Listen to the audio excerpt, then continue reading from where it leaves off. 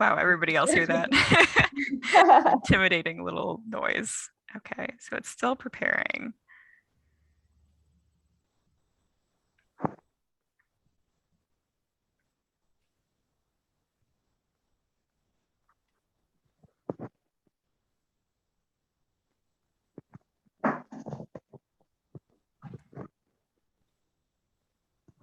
Okay, so do you want to go ahead and, give your name and your very brief bio again, and then you can go ahead and begin.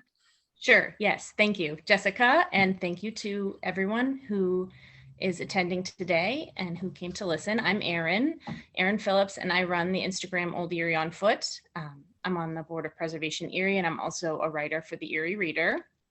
And I'm just here today to help you use some of the tips and resources that I've found from using the internet to maybe discover something about the history of your home or property in Erie County. I just wanted to say, should I just start or? Yeah, go ahead. Okay, great. I just wanted to say initially that I have no special research training. I'm not an archivist or historian. I'm not an expert in anything. I'm just a very curious person, and I have a lot of practice in figuring out the stories of old homes.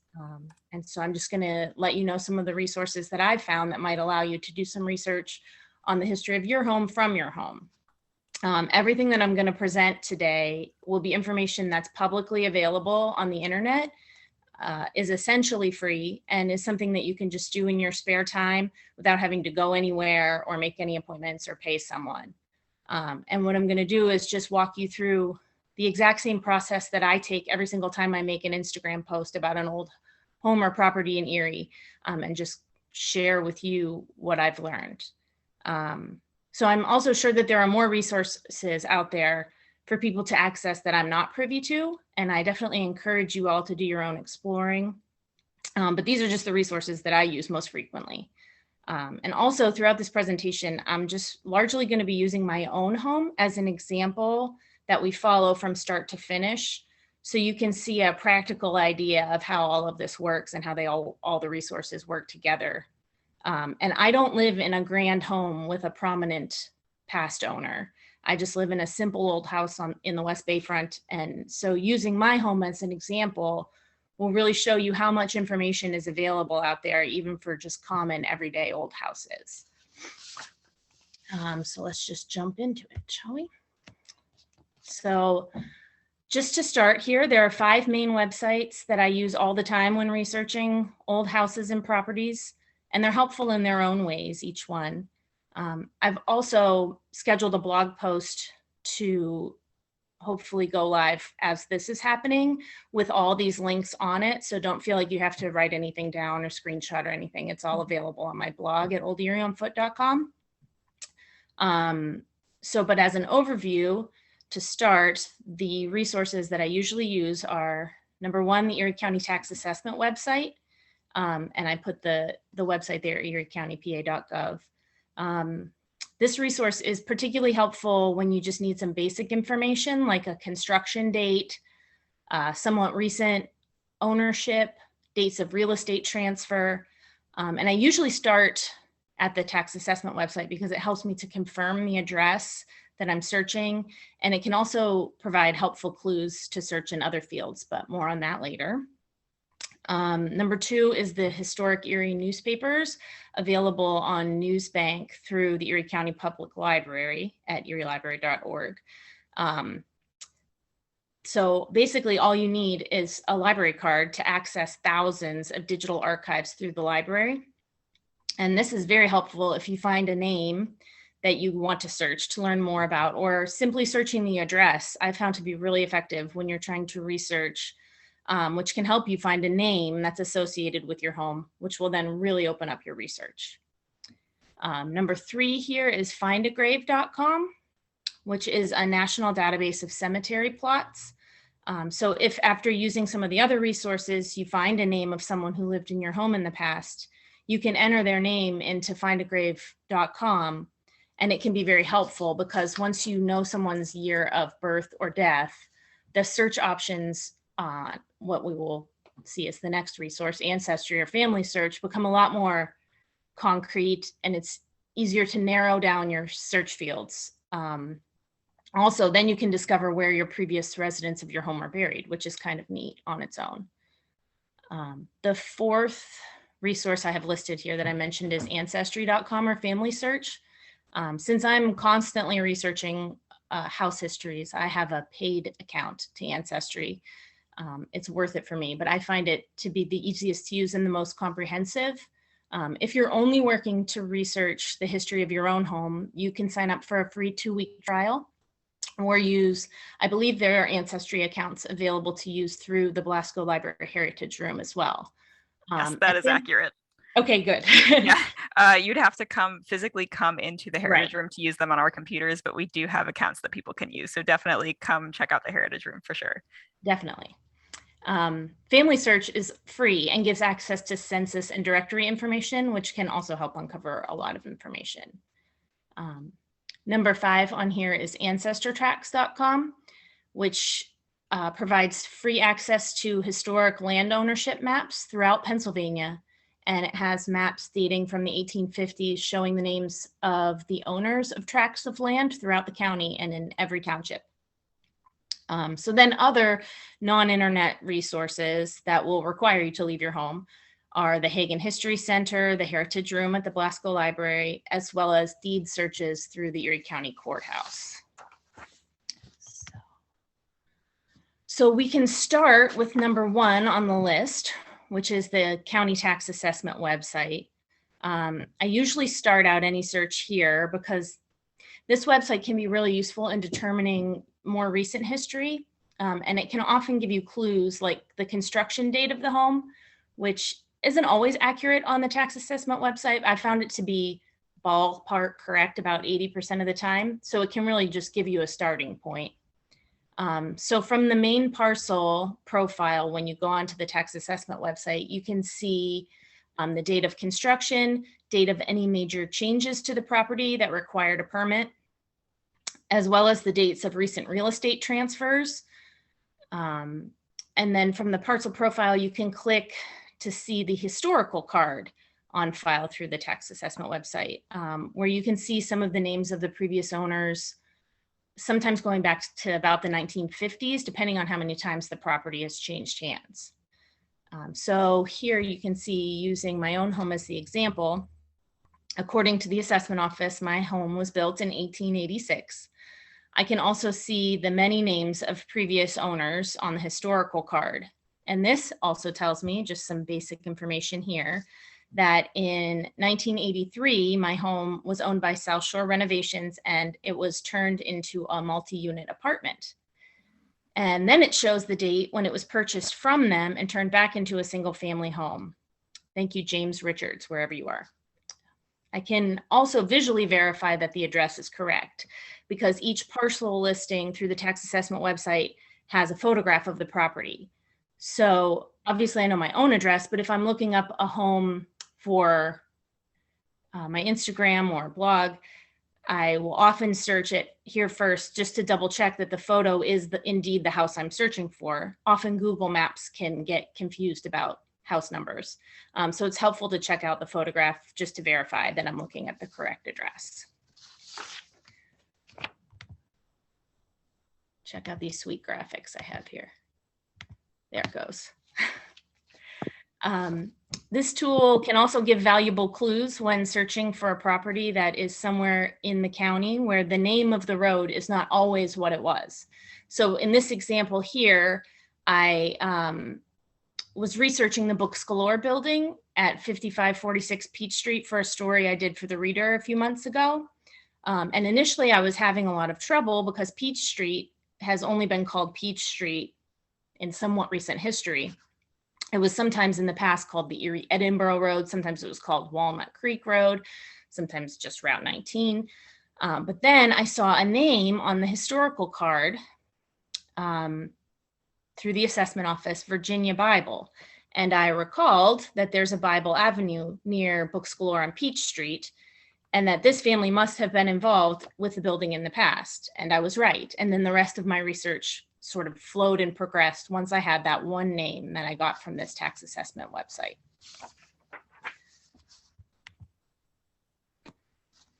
The next resource on my list, and moving in the order that I move in when I do my research, is the Historical Erie Newspaper Digital Archives through the Erie County Public Library.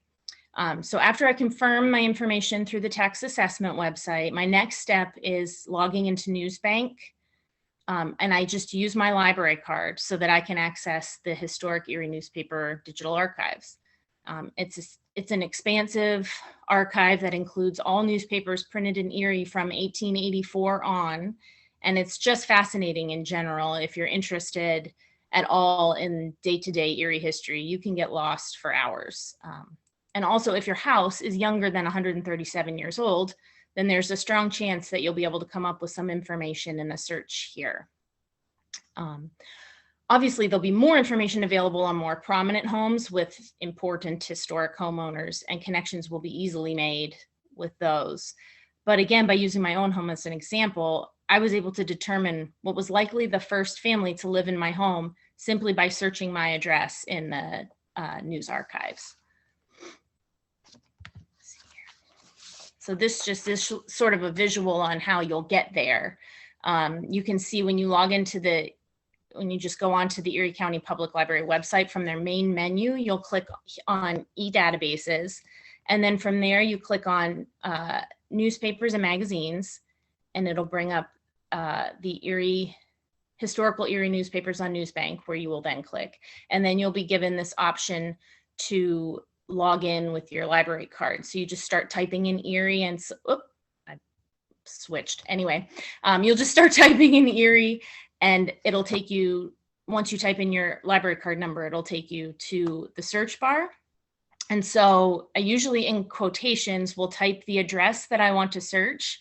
And then in the left-hand side toolbar, I'll click on sort by oldest, which will then show me the first time my address appeared in the newspaper. And sometimes you have to get creative in searching to get better results. So trying multiple ways of searching an address, thinking of how it could have been spelled out or printed 130 years ago. So for my own research, spelling out the word 7th in my street name brought the oldest results, and those results led to the most informative article for me in terms of my house history research. So if you're not getting what you want by searching the exact postal address, make sure you try other spellings or abbreviations, and you might have better luck. So for my research, one of the first articles that comes up when I search for my address is a death announcement. This is usually the most informative of newspaper articles. So here you see a man, Charles Miller, sadly committed suicide, and his mother, Augusta Miller, lived at my address in 1903. This is very sad, but it also gives us a lot of information just from this single article. Now we have a head of household name, we have a confirmed address, as well as the names of all of Charles's brothers and sisters. So the fact that this is the first article to come up and that it was dated around the turn of the century, and since I know that the home was likely built about 10 years before, because of the information I got from the tax assessment website, I have a great starting place to really pin down when Augusta lived here and to start filling in the story of the family. And now that I have the family name and all of its members, I can continue to search the news database. I just go back and start a new search and search for their names rather than just the addresses. So you can really put together a full picture of the life that someone led based solely on newspaper articles. And you might be thinking, like, I've never been in the newspaper. Why would these people's names be in the newspaper who lived in my house 100 years ago?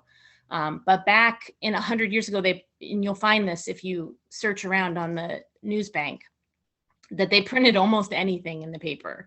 So when people had parties at their houses, when they were out of town, when they had guests from out of town, or when they were doing renovations or just random accomplishments or contest wins, something like a death notice or an obituary, that can really give you the full story of someone's life in just a single news article. And if you're lucky, the buildings the family occupied are still standing, and you can go and see them as well. So from here, I could use Charles in my continued research on ancestry, which is the next step. But since I want to know more about Augusta, since she actually lived in my home, I'll start with her. So the next resource I had listed, and is usually the progression of my research, is at findagrave.com. And I can try to determine Augusta's dates of birth and death. Especially with common names like Miller, this next step is pretty crucial to making sure that my census and direct researches will be accurate. More on that in a minute when we get to ancestry. But findagrave.com is a national database of gravestones or memorials. And you can search with just a name and specify Erie, Pennsylvania, and it will show you all the people by that name buried in Erie. Generally, it comes with a photograph of the grave and a location within the cemetery. So in Erie, the oldest residents are either at Erie Cemetery, Trinity, or Lakeside, but all cemeteries are listed. So I did a search for Augusta Miller in Erie, and from there I could narrow it to her approximate lifespan. And since she had adult children in 1910, I clicked on the first result, which shows the family members that are buried with her, as you can see down here. Her children, Emma and Etta, are also listed in the article about her son Charles's death. So now I know that Augusta Miller is buried in Erie Cemetery, Section M, Lot 52, and that her dates of birth and death are 1833 to 1910, which will greatly help in my next step, which is building her family tree through ancestry. And it's really there that the story of the family will unfold as you search directory information, death certificates, census information, which not only shows where they lived, but also their ages, occupation, children, servants, their country of origin, etc. Just an interesting side note about findagrave.com is that it's crowdsourced. So if you ever go on a cemetery walk, which I highly recommend if you haven't, it's a great way to learn about and experience Erie history. You can take pictures and notes on the locations of the grave sites and then upload them to the site to assist others in searching for their loved ones or their house histories. So then the next step is building an ancestry tree from the information that you've gotten from the other resources. So once you have a date of birth and death, the next stop here will really fill in the details on exactly when the family lived in your home, what they did for a living, the children they had, what country they came from and when, life events. You start with one person, and then when you add on a spouse or children, you can create a family tree, and Ancestry just guides you through all of it. Like I said, for someone like me, Ancestry is worth the monthly fee I pay because I use it all the time, researching houses around Erie for my Instagram as well as my work for the Reader. But if you're only trying to research your own home, you can sign up for the 2-week trial. Or like we already said, you can go to the Blasco Library and use their accounts. So now I can show you what I found using Ancestry to learn about the Miller family. And as I build out from Augusta, I find that she was married to Charles Miller, who was previously Mueller, and that they both came to Erie from Germany in 1852 and initially lived on the north side of West 21st Street between Myrtle and Chestnut. They had 5 children, 4 surviving into adulthood. That's Charles Jr., Gustav, Emma, and Henrietta. Charles Miller was a literal miller. He was a flour miller, which I found very interesting. And then when Charles died in 1880 at 62 years old, Augusta and her daughters, Emma, who was a school teacher, and Etta moved to our house on 7th Street. And you can see their information here on the 1900 census page that's highlighted. What's very frustrating, and what you may come to discover as a frustration as you do your own research, is that the 1880 census, the family was living on West 21st Street. The 1900 census, they were on 7th Street. But where they were in 1890, which is closer to the time our home was built, if you'll recall from tax records, it said 1886. That's a mystery. And it's a mystery where practically anyone lived in 1890 because the census records from that year burned in an extensive fire at the Commerce Building in Washington, D.C., effectively destroying all census records from that year. So the best I can end up with is that Augusta and her daughters lived here sometime shortly after the home was built. And so now from here, the research becomes less linear. So as I learn about the family, I go back to the resources that I talked about earlier. So census records say that Charles was a grocer and Gustav, Gus, was a druggist. So I'm sure there's some mention of them in the newspapers. I go back to the library news bank archives and search for them again. And as I follow Emma and Etta, I find that they purchased a home just before Augusta died in 1910 that's still standing 1 block east of us here on 7th Street. Neither of them married, but they had a female live-in boarder for over 20 years. We know that Charles committed suicide after some failed business ventures, and Gus ran a very successful downtown drugstore for decades. He kept a running ad in the paper for years, and his home was at 151 West 21st Street, which I can then confirm through the tax assessment website is still standing. So as you can see, these resources can not only just lead you down a path to a conclusion, like who lived at my house a long time ago, but it can also work together to paint a picture of who these people were, how they lived their lives. And aside from just the facts of home history, this family history is what can really help you to get to know the soul of your home. I also wanted to mention, I was recently in touch with Teresa, an archivist from the Hagen History Center, and she told me about a great resource called ancestortracks.com, which is a statewide database of a multitude of historic land ownership maps of nearly every county and township in Pennsylvania. So using an example, I just learned about this website and I just used it. I was trying my hardest to research a huge old 1850s Italian at home on the hill on Auburn Street in Southwest Erie. And none of my normal methods were yielding much information at all. But that's because the street was not called Auburn Street for relatively all that long, probably since the mid-century or so. So when this house was built, it was well outside the city limits on land that was wild and farmland. And so for this house and others like it, researching on a land ownership map from the 1850s is your best bet at getting a clue and then a name to plug into all the resources I've mentioned to start building the home's story. Oops, hold on now.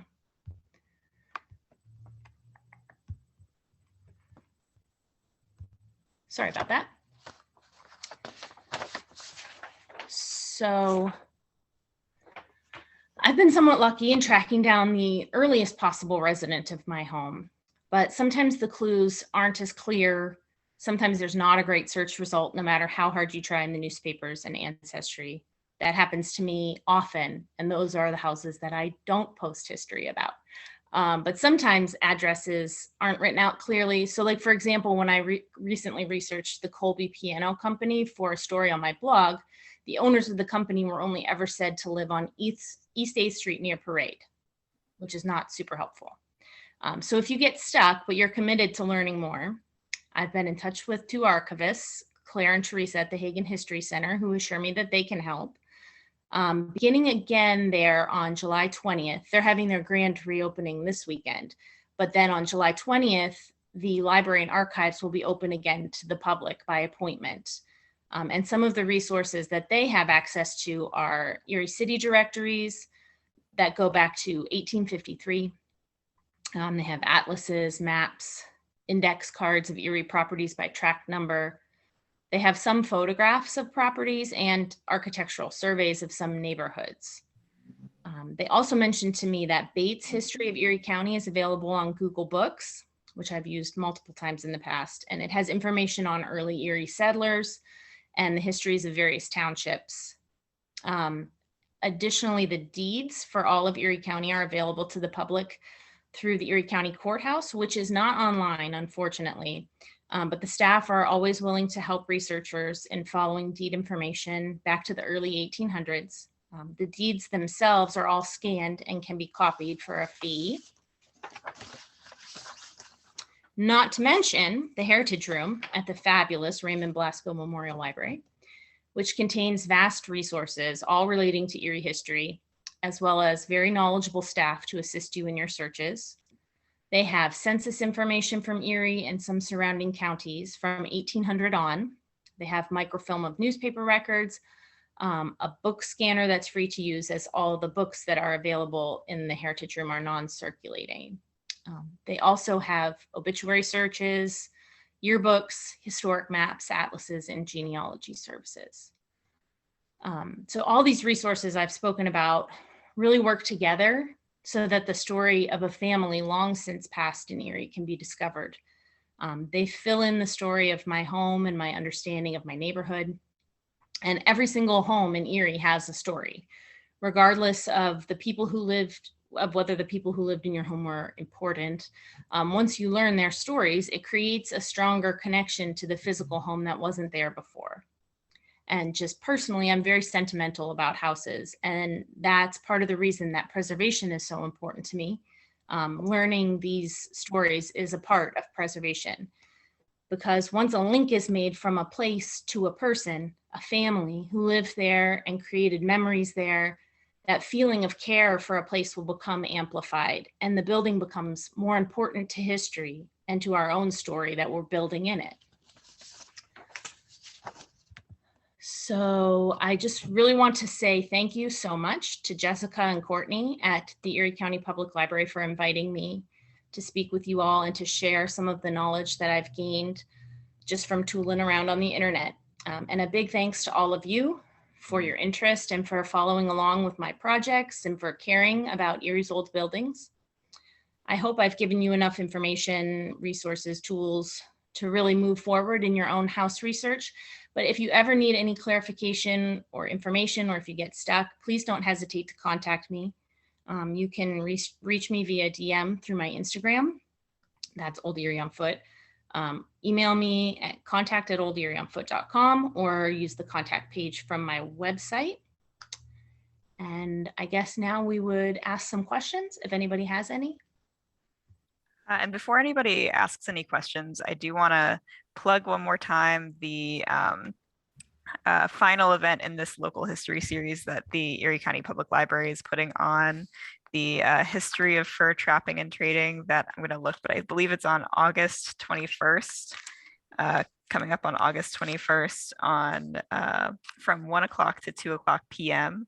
This is going to be presented by Dr. Benjamin Scharf, Associate Professor of History at Mercyhurst College.